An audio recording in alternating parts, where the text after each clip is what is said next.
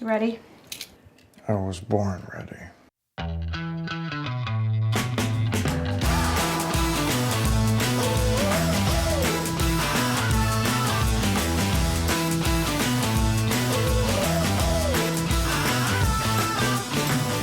Welcome to Advisory Opinions. We are live at Southern Methodist University.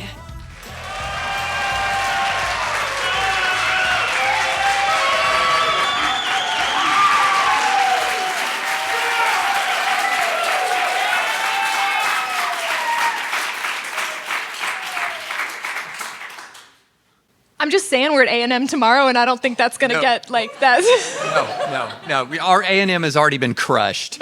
No question. Thank you, SMU. What a kind welcome. And truly, this has already been an amazing event. We landed and went straight to get some Tex-Mex at Mi Cocina. No, we did not have a Mambo taxi because we're doing this podcast for you. We can't be like fall down margarita drunk for this podcast. I mean, tipsy, sure, but not Mambo taxi level. But it is good to be back in my home country, and I appreciate the warm welcome. Special shout out to Judge Starr for coming here and supporting us. Aaron and Trey Cox, you guys are the best.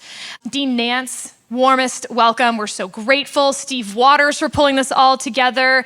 But I have to say, there is someone in the audience that I want to give a special shout out to. Mark Jackson I have known since high school, and he is here. I mean, I wasn't in high school. He was in high school, and it's pretty cool. Mark's older brother and I were on John Cornyn's first Senate race together in 2002, and I don't know, we've been family ever since. So this is a very AO story, but when I was clerking in Houston, the brothers lived together in Austin, and I would go on the weekends to visit them, and every time I was driving, there would be these turtles that were trying to cross the road, which you know isn't gonna end well. And you know, my mother was a wildlife rehabilitator. My dad would actually use like wood screws to like help the turtles that had been hit. And so anyway, like I have visions of turtles being hit by 18-wheelers that haunt my memories, Silence of the Lambs style. So I would pull over on like 290, 90 mile an hour cars zooming by and like go get these turtles. But now I've got turtles in my car. And so I'd show up to the Jackson home with these two bachelors and be like, thanks for inviting me over for dinner. I brought you turtles. So I'm a great house guest, is the punchline of that story, David. Yeah, well, I'm not sure about the wisdom of trying to save turtles at great personal risk like that, but I have my own turtle story. I was once on a 2-hour ground hold at JFK Airport because of turtles in the taxiway. And they had to call, I'm sure this was They needed to call me. I'm sure this was like a regulation, turtle maintenance 1.17 subsection B. You had to have specifically trained fish and wildlife people to recover the turtles in JFK. They should have just called you. Yes. Yeah. You can just grab them, guys. And make sure it's not, the wrong kind of turtle, I guess. Those snapping turtles are no joke. They'll take that hand right off. Yeah. Okay, anyway, I guess this is a legal podcast, they tell me.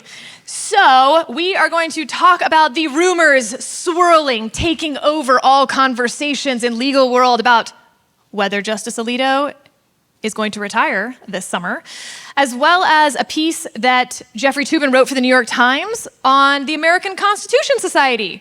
Is it a thing? Was it ever a thing? Will it be a thing? A great decision, meaning a conversation-starting decision from Judge Rakoff about whether AI breaks attorney-client privilege.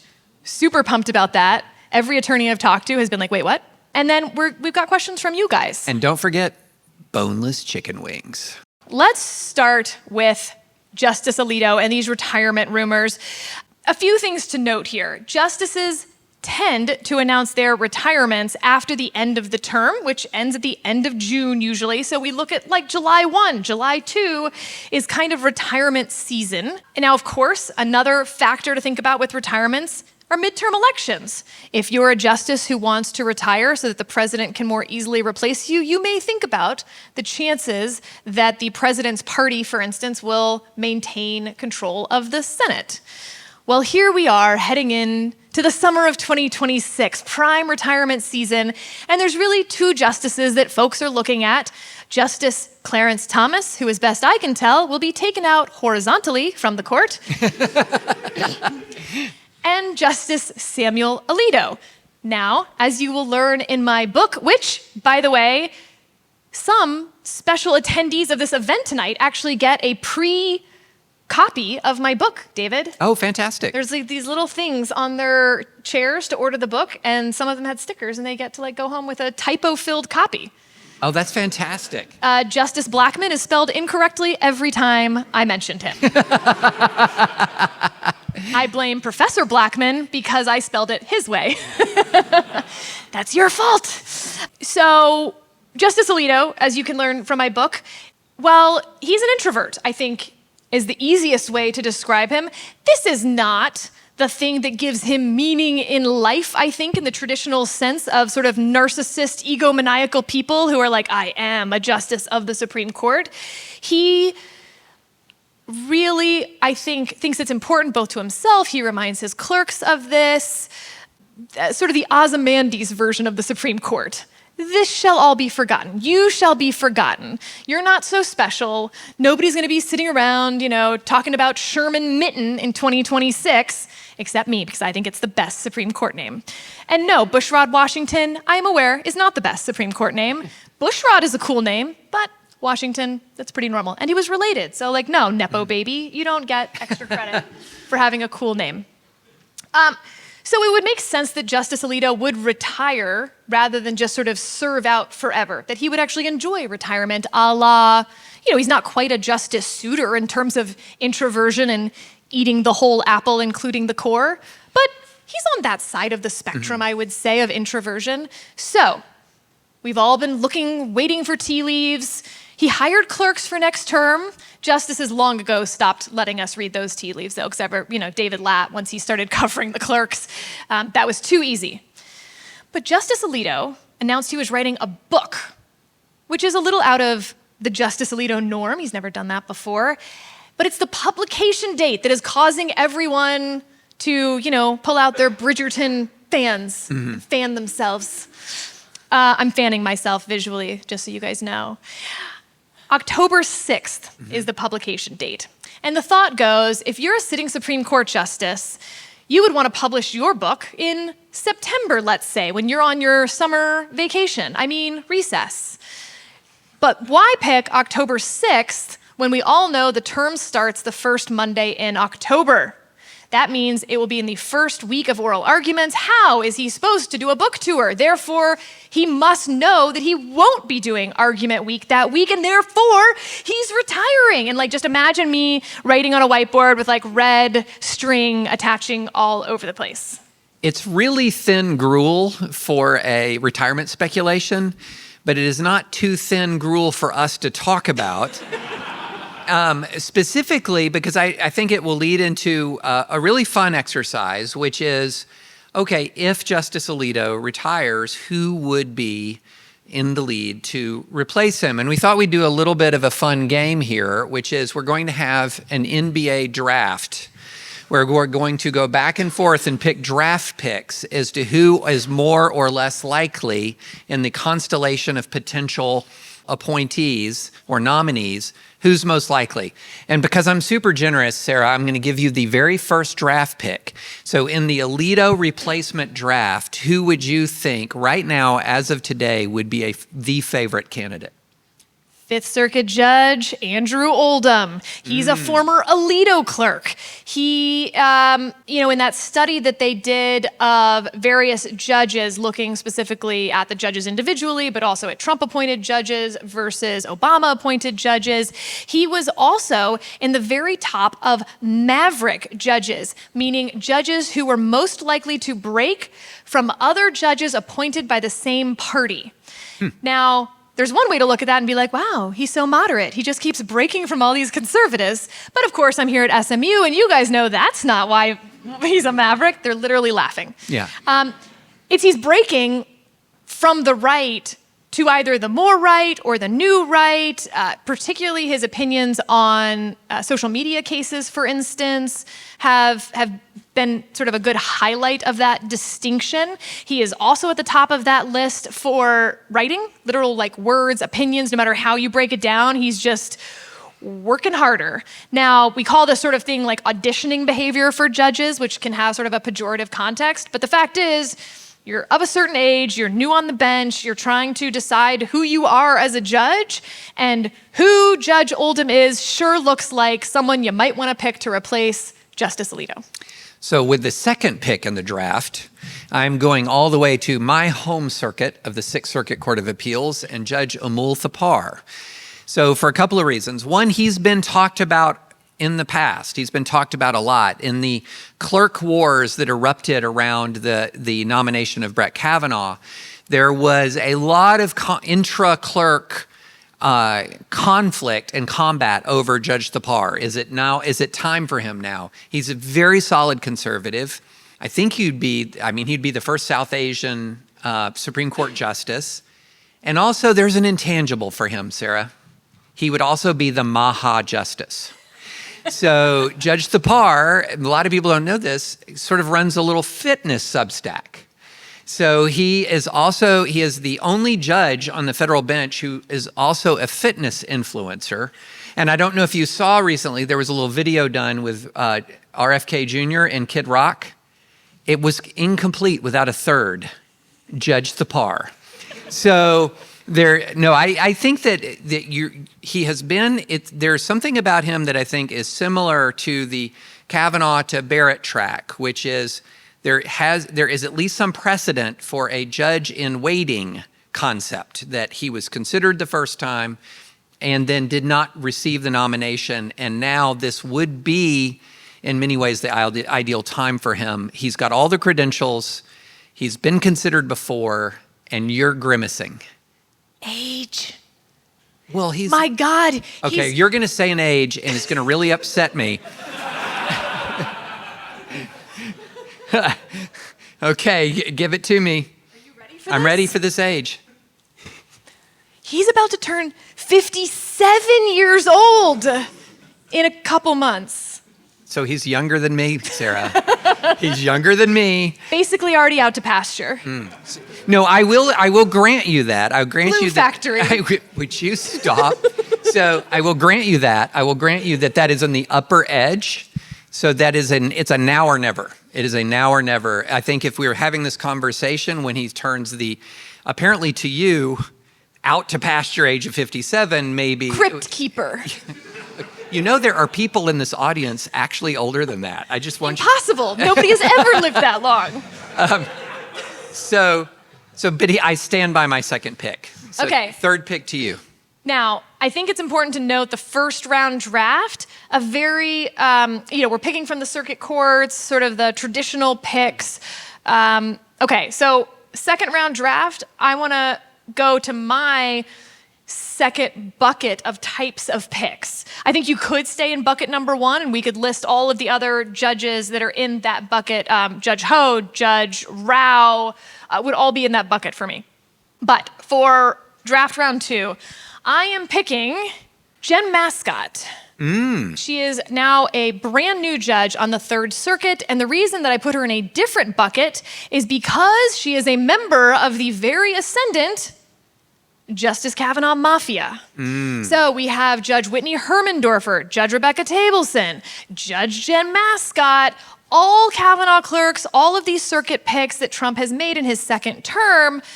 It doesn't really matter why the Kavanaugh Mafia is so powerful, but whatever's getting them those circuit picks probably has them align into that Supreme Court pick as well. So don't underestimate the power of the clerk mafias. Obviously, I think we all know that the Justice Thomas clerk mafia is the most, what is the word I'm going to say now? Thinking carefully. Well, okay, so behind their backs, there are people who refer to the CT mafia as the Mujahideen. Whoa. Okay. Meaning they are purists, they are stringent, and they will, look out for each other. Interesting. Okay, I'm going to go. I did say I didn't have any margarita before this. That is true. That is true. Okay, I'm going to go, I'm going to do what, that cutting edge GMs, general managers do in the NBA. I'm going to go for a reach pick, a young star, just to deal with your ageism. Patrick Bumate. Patrick Bumate out of the Ninth Circuit.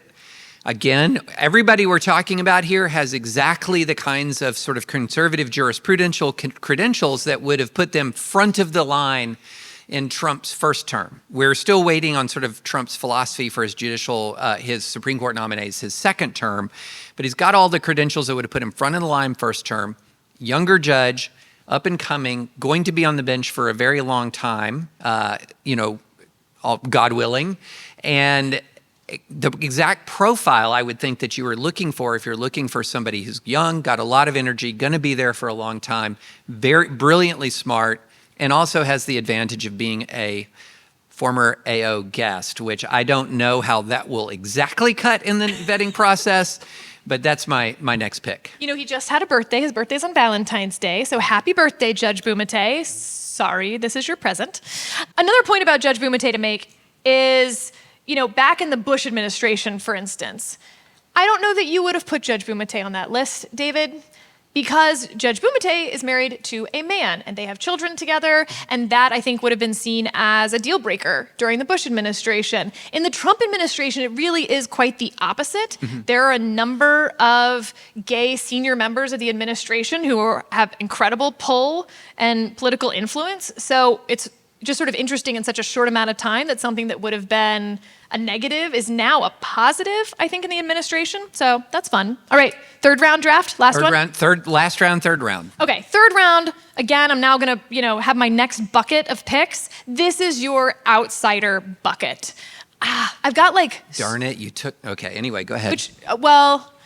There's so many. Okay, I'll take Solicitor General John Sauer. He's had a great track record at the court, obviously. I will say that if the tariff decision comes down the way that I think it is going to come down, that could hurt his chances of becoming a Supreme Court justice under this president. But nevertheless, if the vacancy were today, just his oral argument in the Trump immunity case, I would think would put him on any short list at this point. I think that's a smart pick. My last one, I was going to say Sauer as part of sort of not a specific person, but someone from MAGA legal universe would have been one of my picks. But I'm going to go back to D.C. Circuit Judge Naomi Rao as my third pick. Again, you're each one of these judges that I've talked about are people who would absolutely be front and center, and sometimes were front and center in Trump's first term. So I'm really operating under the Trump first term mindset when it comes to judicial picks. However, if you're looking at the judicial picks of this term, I think it's mainly been similar to Trump's first term, mainly has been. So I think I've got some basis for thinking that this will continue. Of course, we can't be sure. And he's been picking a lot fewer judges by this point in his term than he picked last time. And there's just been fewer vacancies. Ed Whalen had a really interesting tweet where he's talking about the sheer number of Republican-nominated judges who could take senior status right now, but have chosen not to. And it's a surprisingly large number have not taken senior status. So these are vacancies that could exist, but don't exist right now. Two are on the Fifth Circuit, Edith Jones and Jerry Smith, holding down the fort in Houston, sharing chambers and never leaving. All right, when we return, we are going to talk about the ACS, the American Constitution Society. We haven't spent a lot of time on it in this pod, David, but Jeffrey Toobin has a piece in the New York Times, and it is time, ACS. It is time. We'll be right back. David, I got this email from a high school teacher at Fort Myers High School, and I want to read it to you. Okay. I am wondering if you could do an episode that delves deeply into the different judicial theories and their descriptions. I have a solid idea about originalism, again, longtime listener, but I am hazy on some of the others. Initially, I considered myself an originalist, but upon further review, I don't fall into that category because I believe the Supreme Court and courts generally should rule based on the original intent, more so than the pure original language. I don't know how my judicial philosophy would be labeled, and I'm sure there are other judicial philosophies that I'm equally unaware of. First of all, awesome high school history teacher. And if you're in his class and you know who you are, bring him an apple or something far better than an apple. Apples are lame unless they're Honeycrisp. Now, I bring this up, David, because of this piece about the American Constitution Society in the New York Times this week that talked about whether the American Constitution Society, that has a new president, will become a true alternative to the Federalist Society. The American Constitution Society was started in 2001. The Federalist Society was started in 1982. So look, FedSoc had a big head start. I also think a big difference was that the Federalist Society was truly started by law students and was, really a, well, to the extent you can call Harvard, Yale, and Chicago grassroots, a real grassroots people's organization, you know what I mean? The proletariat. Yeah. Yes, absolutely. Justice Scalia was the faculty advisor at Chicago. The American Constitution Society was really started to answer the Federalist Society, but the problem, I think, for ACS was always that if you're a law student trying to figure out what to think about liberal ideas at a law school, it's called going to class, or talking to any other law student, or your law professors, or reading any law review article, or literally engaging with legal academia in any way whatsoever. So there just wasn't that need, and even when it did come up, there wasn't the band of brothers, right? Because again, they were the majority, they had all the law professors, they had the majority of the law students, whereas FedSoc was offering sort of social cohesion as much as anything else. I mean, truly, like, my children are FedSoc babies, and they go to school with other FedSoc babies, and hopefully they'll marry those FedSoc babies, and we'll have, purebred ones at some point. I don't know. Yeah. I have high hopes for Mary. I think Mary and Nate would make a beautiful couple. They're 5. Okay, but it gets to the question from this high school professor, because some of the problem for ACS is what is the answer to federalism? Yeah. Now, initially it was living constitutionalism, which, here, let me read you what is in this article. Liberals have come up with a variety of alternatives to originalism. The most famous is the one associated with the great liberal Justice William J. Brennan Jr., who endorsed a, quote, living constitution, whose meaning changed over time to reflect, quote, the adaptability of its great principles to cope with current problems and current needs. Former Justice Stephen Breyer, who was appointed by a Democrat, embraced a pragmatic approach, endorsing what he called workable solutions to constitutional dilemmas. Justice Kagan, also appointed by a Democrat, has made a touchstone of her jurisprudence respect for precedent, which, she has said, promotes the even-handed, predictable, and consistent development of legal principles, fosters reliance on judicial decisions, and contributes to the actual and perceived integrity of the judicial process. There is even a liberal take on originalism, embodied in the work of Professors Akhil Reed-Amar, friend of the pod, and Jack M. Balkin, both at Yale Law School, Yale, which seeks to find an expansive understanding of constitutional rights in the original meaning of the document. For all of their intellectual appeal, none of these alternatives to originalism have attracted much interest in the broader public. So, and that was sort of the punchline of the whole piece. It's like the FedSoc was actually willing to say, here's what we believe in, and you can attack it and criticize it, but we're actually going to stand for something. And ACS has been unwilling to do that, and it seems like this new iteration, which they've even said is intended to be opposition to Trump. The new president has described ACS as building, quote, a bulwark against overreach by the Trump administration and the Roberts Court.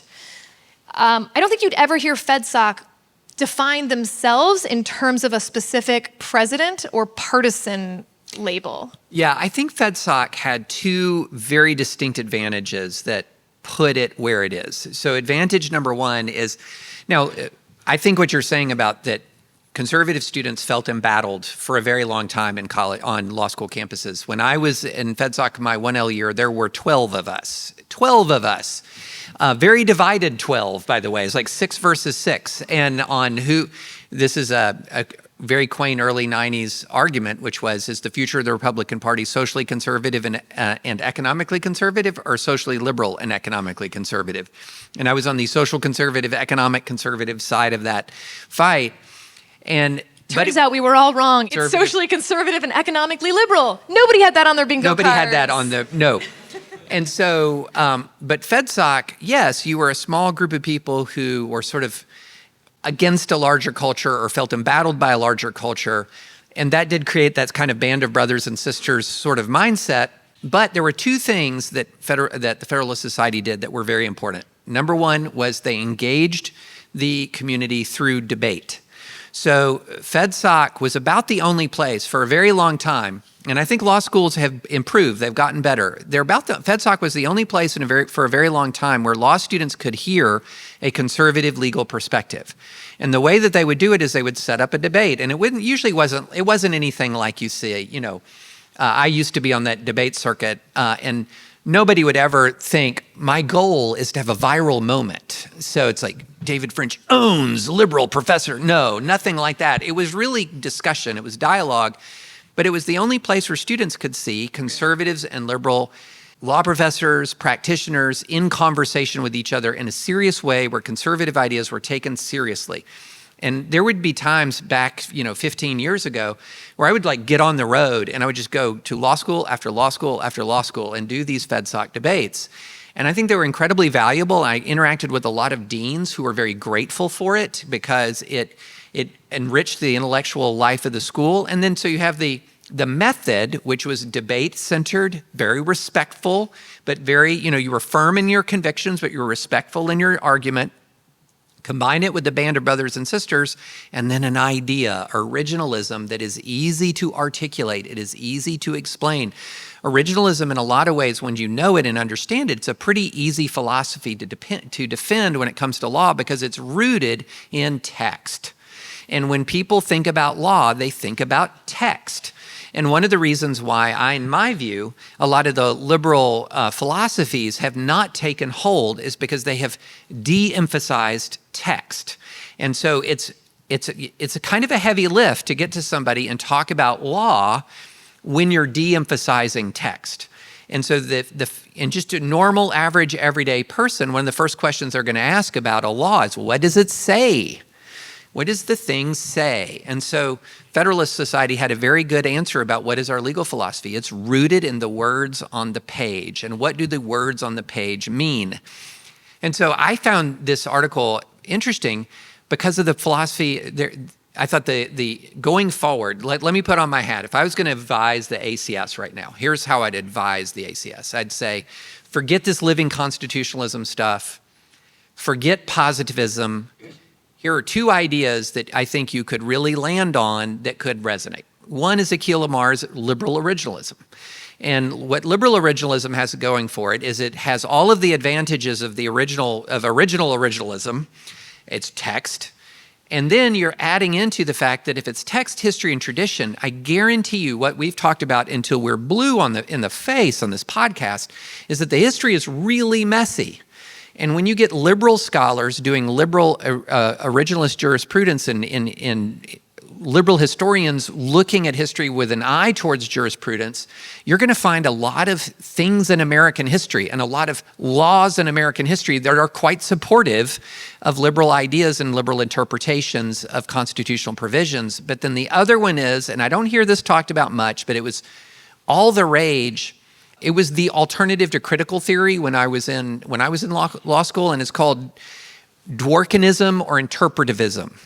And essentially what Dworkinism or interpretivism says is it says what the Constitution is doing is it's articulating some very powerful moral principles.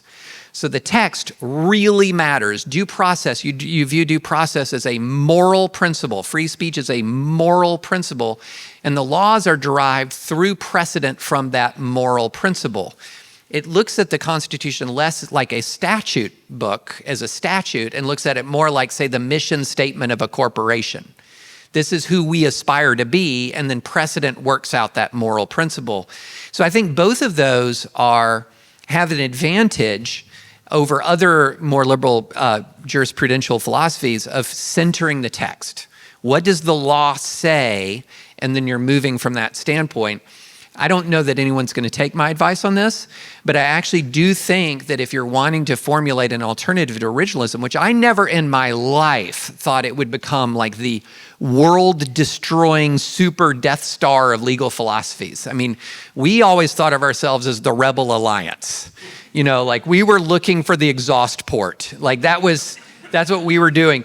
But if you're laughing, then you're one of my people. And so I do think that, I never thought we would reach this point, but I think that the power of the originalist argument is really rooted in it connects with how people already think about law. It doesn't contradict what people already think about law. So I think we finally have an alternative to Grifter Sarah. It's ACS David.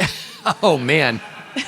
Sarah, if you say that too many times, it'll be all over Twitter. David French is now an ACS. I think also, just to go back to the high school teacher's question, so part of the reason that we don't sit down and lay them all out is because there aren't a lot going right now. Right. I do have a glossary in my book of them, though. But I also think you can see the history of legal thought in the United States as always being something versus judicial realism. Mm-hmm. And the idea of judicial realism is judges are politicians in robes. They're trying to get to specific ends. And I don't think any one partisan side owns that. I think currently the left has really been, what's it called when you're sitting in a bath feeling sorry for yourself for too long? That's what they're doing in legal realism, and they just can't get out of the legal realism bath, mm-hmm. Even though it's not good for them, and eating bonbons all day will not make him take you back.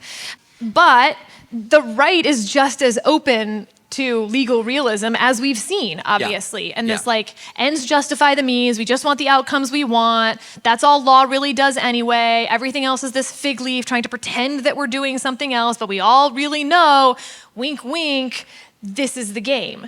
And so you're always looking to be in one of those two camps, I think. And I think that our podcast is basically a constant war against legal realism. Right. Yeah. I would say that would be the subtitle, Fighting Legal Realism Since 2019. Yeah. No, I think that's a really good point. And there's a constant temptation, as you were saying. It's a universal temptation. And I would say pre-originalist Republican judges were often quite realist, and they were also quite statist. And so a lot of people will be surprised by this, but there's back in the day when I was practicing, I'm now officially old enough, I get to say back in the day when I was practicing, if you, as a conservative making a free speech or free exercise argument, you're gonna be surprised at the last circuit I wanted to be in, the Fourth Circuit. The Fourth Circuit at that time was heavily Republican-nominated judges, and they were all very plaintiff unfriendly. They were very, they loved them some qualified immunity guys. They were very government-friendly. They were very plaintiff unfriendly. And so even though I would have these cases that were, culture war coded all the way to the conservative side, I knew walking in the door of the courthouse in the Fourth Circuit, I had to overcome a lot to get them to really take a look at my plaintiff's case.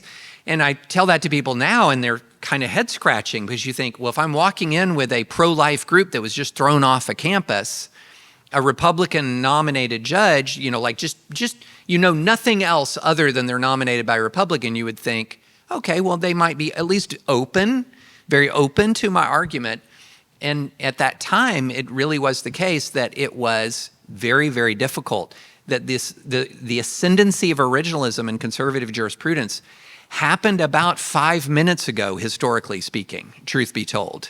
And it happened with shocking speed. All right, I'm going to end with the last paragraph from this piece that I thought was well put. The members of the Federalist Society took the risk that democratic legal thinkers have so far avoided. Though the Federalist Society does not as a group take formal positions on issues, the Federalists gave a platform for their clear agenda and absorbed the criticism that came with it.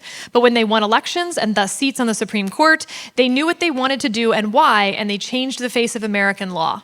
Democrats can do the same, but first they have to try.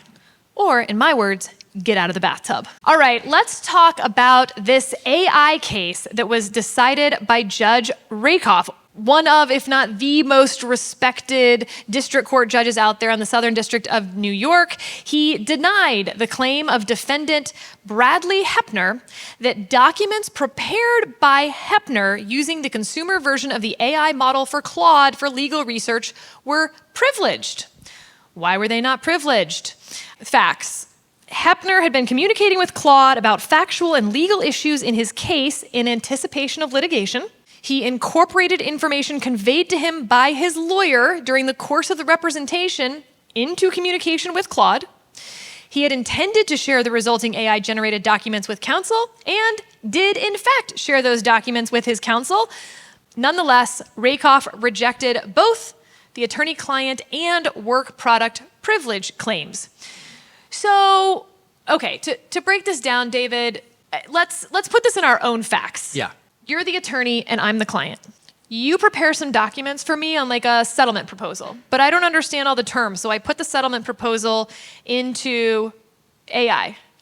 And I'm like, what does this actually mean? Is this a good settlement? Should I do better? Like, is my lawyer an asshole? And AI is like, oh, you could change this, you could change this. I like, oh, those changes look pretty good. And I send it back to my lawyer and say, what do you think of these changes?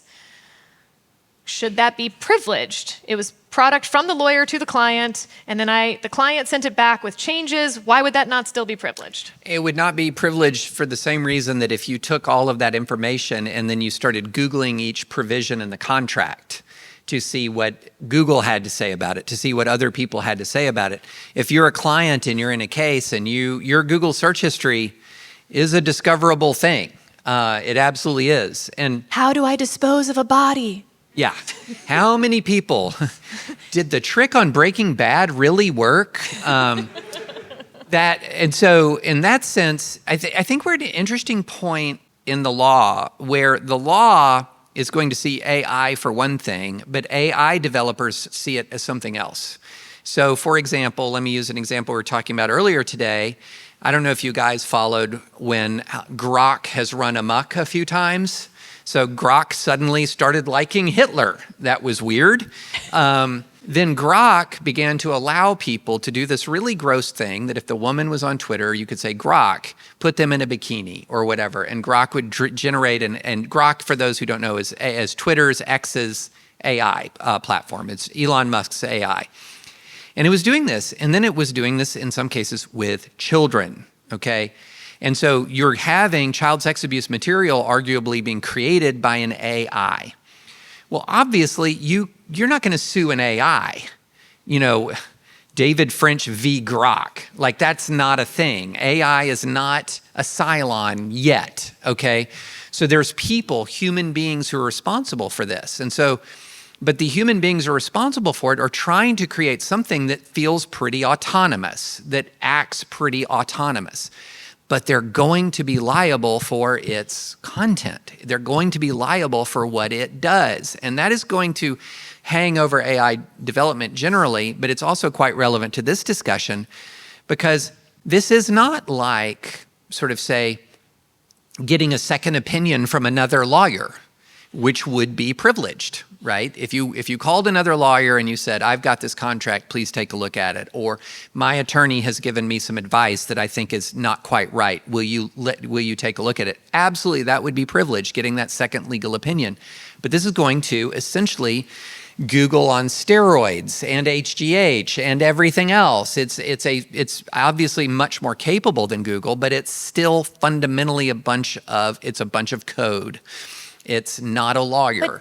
But under that theory, okay, so right, like AI is no different than Google. Why is that any different than email? Like if only product that I literally say to my lawyer can be protected, then how come any electronic communication isn't vitiating privilege. But if I email, so if I'm your lawyer and you're my client, again, sticking with this, if I give you some information and you're not quite sure about it, and you email your cousin who's an engineer but listens to advisory opinions to get their take on it, that's not privileged. Of course, but that's the third person that has now been introduced to the conversation. The email itself is an electronic sharing of the information. What if the email had AI built into it?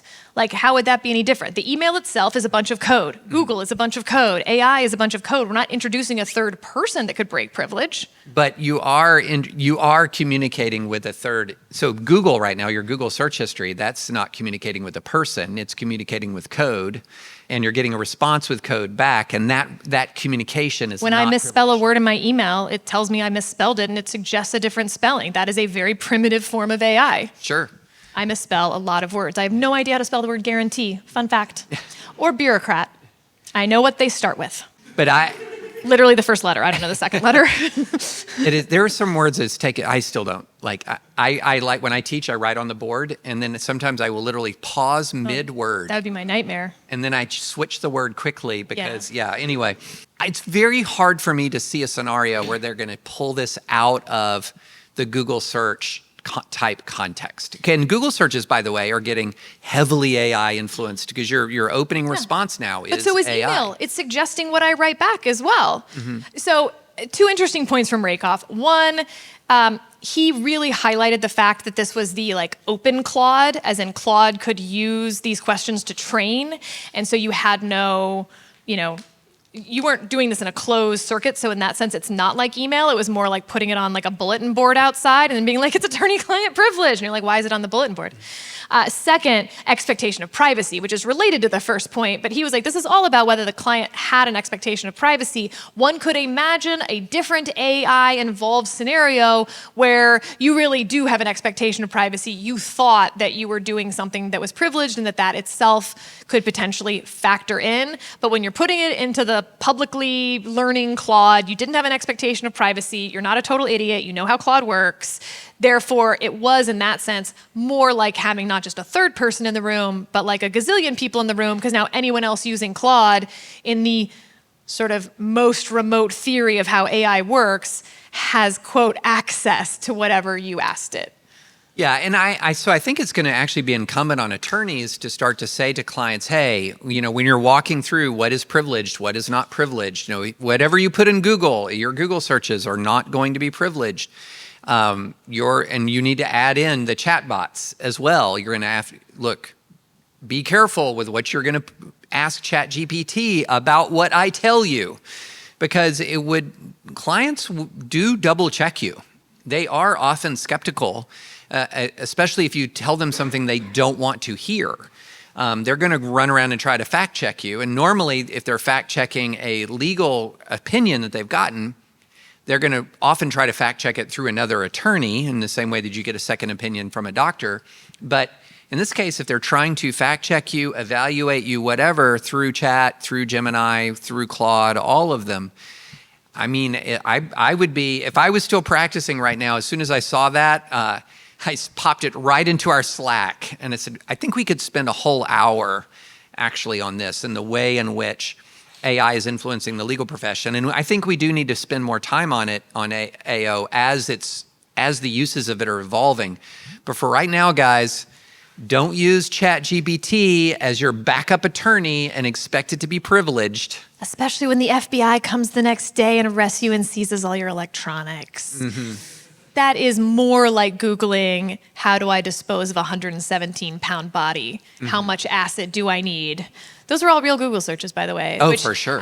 There was a guy who was testifying yesterday, like an FBI agent, who's like, you have to authenticate the stuff, so he literally has to sit there and read the Google searches.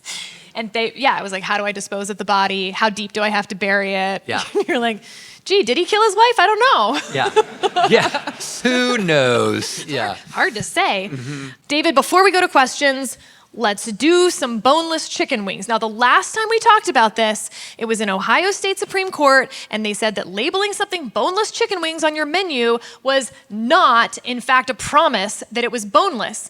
In this case, however, in the Ohio case, the guy ate a boneless chicken wing that we all expect to be a saucy nug, and there was a bone. It got stuck in his throat, got super infected, like he's in the ICU, he needs surgery. It's like the worst case scenario, BW3 gone bad. Like, it's awful. Yeah. This is like American litigious society a la de Tocqueville at its worst. Oh, yeah. This is a defendant. Apparently, let me just begin with the introduction. What's in a name? If we call a wing by any other name, would it smell as sweet? The plaintiff, Amin Halim, says no. The defendant, Buffalo Wild Wings, sells a product it calls boneless wings, which are essentially chicken nuggets, pieces of chicken breast, deep fried and tossed in whatever sauce or dry seasoning the customer wants. Halim apparently found this confusing. He claims that he thought boneless wings were real chicken wings with the bones removed. So he's wanting wing meat in the boneless wing. He says a Buffalo Wild Wings product should be called something different, something like chicken peppers. No, poppers, sorry, chicken poppers, sorry. 57-year-old eyes. Okay. Halim sued Buffalo Wild Wings over his confusion, but his complaint has no meat on its bones. Okay, so there's two things about this. One, which is Mr. Halim had some bad facts, all right? So one of the bad facts was that Halim says the facts that the restaurant is called Buffalo Wild Wings and that boneless wings are presented as an alternative to traditional wings means that reasonable consumers would think boneless wings are made from wing meat. But Halim's arguments apply equally to cauliflower wings. Cauliflower wings are sold at Buffalo Wild Wings under the wings section of the menu and are presented as an alternative to chicken wings. If Halim is right, reasonable consumers should think that cauliflower wings are made, at least in part, from wing meat. But they don't. So a reasonable consumer would not think that Buffalo Wild Wings boneless wings were truly deboned chicken wings reconstituted into some sort of Frankenwing. And by the way, I mentioned this line not only because it's delightful, because also some clerk had to sit there and decide how you're going to put Frankenwing in the opinion. And this clerk, shout out to whoever you are, went capital F, RANKEN, hyphen wing. No, that's incorrect spelling. How many drafts did they go through? And they got it wrong. It's lowercase f, one word. But anyway, I bring this up because it's funny for main reason. But the second reason is that there's actually an interesting question here, Sarah, that I want to ask you. Because it's actually related to something we wanted to talk about, but haven't. And there was recently a decision written enjoining, or I can't remember if it's enjoining a Trump practice or a habeas decision, but it was where a district court judge was very upset with Trump administration actions, and he wrote an opinion that was a lot of sort of founding rhetoric and very little law. We had an opinion like this during the COVID on the other side, where a more conservative judge wrote an opinion very laced with a lot of rhetoric and very little law. And so people are critiquing this by saying, you shouldn't be having, if you're going to be writing a judicial opinion, play it straight, take it seriously, play it straight, do it in the normal professional manner. And so my question is, when do you think? So I'm all about this. I think it's a frivolous lawsuit.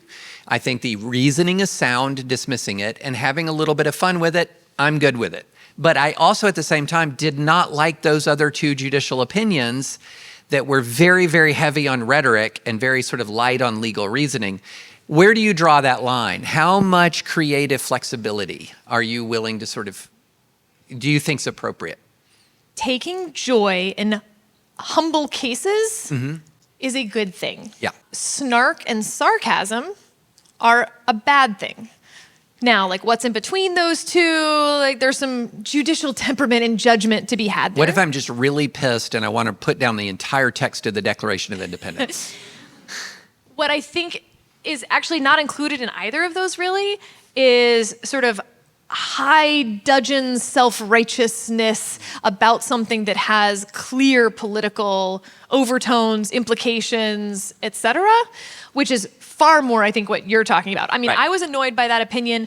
There's biblical citations at the end. The New York Times republishes it in a full-page annotated thing, which I'm like, you're not doing that because you think this is an interesting legal opinion or even a correct legal opinion. You like it because it's owning the right or owning Trump or whatever. I think judges should avoid being used in that way. Yeah, I don't like those kinds of opinions. I love me some Declaration of Independence. I love me some scripture. Using them in the appropriate place and the appropriate time, I love that as well. But essentially, using it as almost as if it's like, the best way to describe it would be a furious, angry speech on like the House floor or the Senate floor. And leave that for the House and the Senate. And to be clear, I think you can cite the Declaration of Independence, quote the Declaration in all sorts of judicial opinions. I think you could have done it in the Saucy Nug case. Totally. Maybe like grievances. Like, this isn't why we broke from King George, that you could dictate to Buffalo Wild Wings what they call their wings. Something like that. Yeah. Yeah. You guys know I have real beef with King George still. Okay, we're going to questions. Hi, thank you all for being here. I'm Kasdan. I wanted to ask about the Judge Rakoff opinion and how you think the analysis might differ. If it was the attorney who put the information into some sort of open source AI.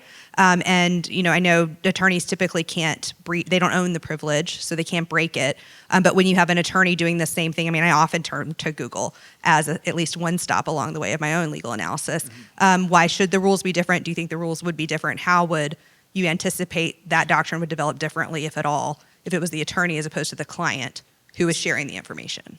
So I think attorney-client privilege is a far less interesting part of that analysis compared to work product and the principle behind work product, which is to allow the attorney to have a thought process and be able to, think, for instance. So if you were sitting on the Amtrak and someone was behind you looking at your screen and saw what you were writing, I think that would still be protected by work product privilege, even though you should have known that someone was sitting behind you. By the way, don't do that, lawyers. You should have screen protectors and not let that happen. But I don't think it becomes unprivileged. I think you're just like a bad lawyer. Although I will say it's annoying to fly with husband of the pod and he has the screen protector, so I can't tell if he's working or just like playing a video game. So I don't know when to interrupt. But yeah, get a screen protector. So what's interesting about attorney-client privilege or work product stuff is that unlike so many other parts of the law where we're going back to some specific text, those you really do go back to why we have them and are we sort of protecting the principles, that concept. It's almost like a common law doctrine. So I think work product would be much closer there if the attorney were doing it, and I think it would be fine even if the attorney screwed up and put it into the public Claude versus the closed universe Claude. Where I think it would get hard potentially is that they intentionally, like knowingly put it into public Claude, knowing that it would train on it, and there was some maybe benefit to the attorney in doing so because they could draw on, other attorney work that way. That you might have a problem with, and that's not really an equivalent to Google in that sense. But I don't have another equivalent. Yeah, I think that would be very much work product. Back in the day, are y'all young, old enough at least to know about the Who song "Pinball Wizard"? Heard that I could song? do it all right now. Oh, excellent. Well, back in the day, I don't like to brag, but I was a Westlaw wizard, and but nobody, you would never think to somebody try to discover my Westlaw searches, which would actually be quite illuminating about my strategy. They would be quite illuminating about how I was thinking about the case. But it's what I'm doing in my office as an attorney to represent my client. It is about But if you sent the client the memo citing a case, and then the client put that case into Westlaw, is that protected, the client's search in Westlaw of a case that they only learned about because of the memo the lawyer wrote them? No, I don't think so. I could do this all day long with Yeah, this I know. It's question. It's absolutely fascinating. David, you wear a fire. What are your views about this instances of censorship that we see coming from Europe on freedom of speech, freedom of religion, and do you expect that it may ultimately impact Americans and their ability to say what they think while transferring at Heathrow Airport or somewhere else in Europe? So are you talking about the investigation of like foreign students and things like this? Is that what you're referring to? No. Oh. I'm talking about European governments' Oh. efforts to censor. Okay. I was thinking about campuses and I'm sorry. Yeah. So I am really not in love with the European framework of free speech. I think that I would have to probably retroactively quit from FIRE, even though I've already resigned from FIRE years ago. I have to resign from FIRE if I approved of European free speech rules. Sadly, I think we're moving in this country. We're moving more towards that regime at the moment, and it's very distressing to me. I saw a very interesting graph the other day, and it was taking FIRE's data, and FIRE has whenever someone demands that a scholar be fired, and they have a Scholars Under Fire database, they will ask the question, does the attempt to censor the scholar come from the left of the scholar or come from the right of the scholar? And for years and years and years and years, it was overwhelmingly the case that attempts to censor people on campus came from the left of the speaker, which makes a lot of sense. Campuses tend to be well to the left of the average American institution. Around 2021, 2022, that's changed dramatically. So now the large majority of efforts to fire or censor on campus come from the right. And it's actually a very interesting phenomenon because back when I was president of FIRE and we were first interacting with college administrators, one of the arguments we made to them consistently is, why do you assume that you and your ideological allies will always be in charge? That the censors are not always going to be the people you want to be censoring. And they would look at us like we landed from the planet Mars. Like, what are you talking about? There was this sense that we will always be in control, we will always be in charge, we can shape and define and set the course of the institution according to our values and our mores, and we should have the power and authority to do that even if we are a state institution. And they were just completely not hearing the idea that the tables could turn. Well, the tables have turned in a very, very big way. And so now you're in this position of, for example, I wrote in the Times not long ago about the Trump administration's efforts to forcibly reform a number of Harvard University's policies. And some of the efforts are completely legal and completely fine. Some of them go way beyond and violate the First Amendment. And I remember writing, I have a complicated relationship with this school because it is both the worst school in America at that time for free speech and also still had its own free speech rights. And this is one of the things that if you do free speech law, you're constantly interacting with, is the idea that I am supporting the free speech rights of people who, if they gained power, would happily censor. But they still possess free speech rights. And so I think what we're seeing is a European model of state-centered value shaping really intruding into the American public square. And you see it from the left. I've seen it from the left for years on college campuses. We're now seeing it from the right. This idea that the power of the state really should prioritize shaping the fundamental values of the citizens. And whenever you take that as an approach, the temptation to censor, especially a temptation to censor on matters of faith, on matters of fundamental worldview and ideology, becomes overwhelming. Because when you send to the state that kind of idea and assign to the state that kind of role and responsibility, the temptation towards authoritarianism is overwhelming. All right, that's the end of our Advisory Opinions episode. Thank you guys so much for joining us, and congrats to whoever has won a preview copy of my book. That's terrifying because you'll be like the first person to read it, basically, so please like it. Also, shout out to husband of the pod and Judge Starr, who are both currently at their respective homes, almost certainly cleaning up kid vomit. So thank you, you dedicated dads out there, all of you vomit cleaning dads. We love you. And thank you to SMU Law. Really appreciate you guys having us. Thank you very much.